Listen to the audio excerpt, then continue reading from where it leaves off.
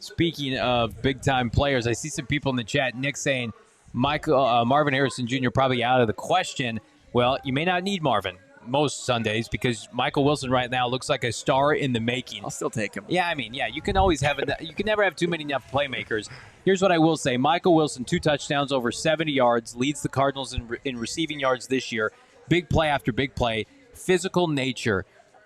Tongue-in-cheek, people were calling him like a poor man's Devontae Adams at the Senior Bowl. I mean, like, you watch him today, while he doesn't, I don't think, have that, like, straight-line speed, you can see the projection of what people were talking about, BG, with this kid. Number 14, came out of Stanford, was hurt, right? Played a ton of football, went to the Senior Bowl in Mobile, Alabama. Bo, you were there, and dominated. And then what happened? Fell to the Cardinals because of injury and lack of production at Stanford, and then has dominated the offseason. Training camp, OTAs, and you had people in media, fan base just saying, just wait. He's got to play a game.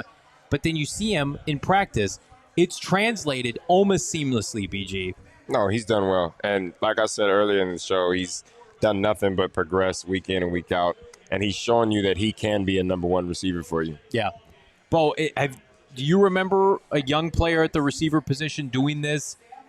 And is their name Larry Fitzgerald, Anquan Boldin? Are you ready to potentially put him in that category? I think it's closer to that, and like I don't want to be disrespectful. I mean, because those are all-time greats. It's like, right. Anquan's up for the Hall of Fame, and hopefully it happens someday. And Larry Fitzgerald is a rubber stamp Hall of Famer when he finally becomes eligible. I think in 2026.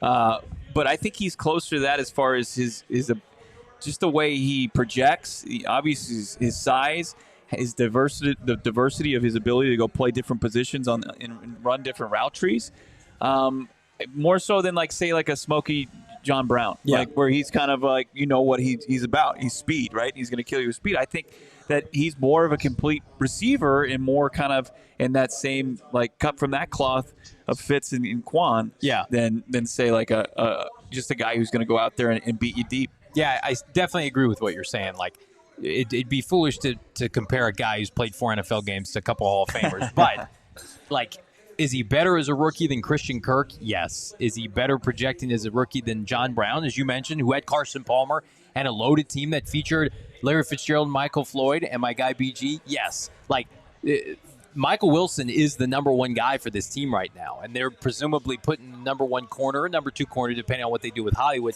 against Michael Wilson. For him to be able to get open and make plays like this, contested catches, in-zone catches, that second one that Dobbs threaded through 2 defenders, that's a difficult catch, BG, for a young kid to make. Yeah.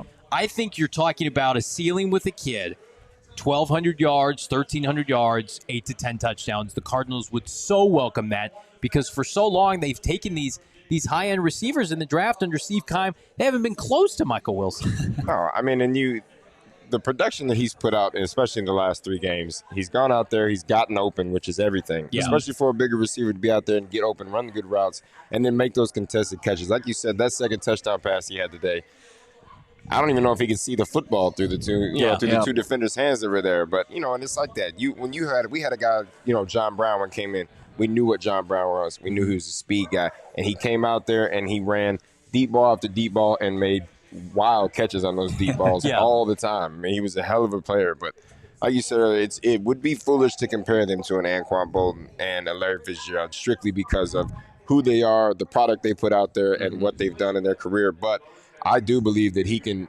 in turn, if he keeps playing the way he's playing, he can, in turn, become one of those greats. I mean, Bo, like the 2 top receiving targets for this team, Marquise Hollywood Brown, 96 yards, Michael Wilson, 76 yards.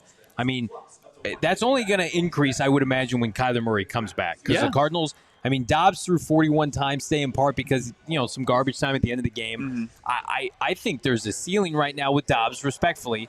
When Kyler Murray does come back and play football with those 2 receivers, I think you're talking about 2 guys that, I mean, Hollywood, I think, is going to get to 1,000 yards this year. I think Michael Wilson's going to be close behind him.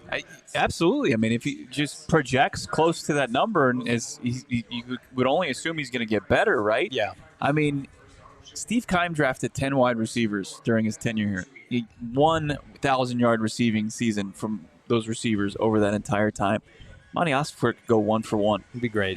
With It'd be very He'd go fitting. 1 for 1 with his first receiver he takes. Michael Wilson could could sneak past over 1,000. I just don't think that that's unrealistic to think about. Like low thousands, but making plays all along the way. That's all he's done so far, and he's done it, at more increased clips each and every week. It's impressive to watch, and it kind of proves what our eyes were telling us in training camp. Because sometimes that can be off, right? When you're going up against the same guys every day, and we saw it with Dortch, and that came to fruition.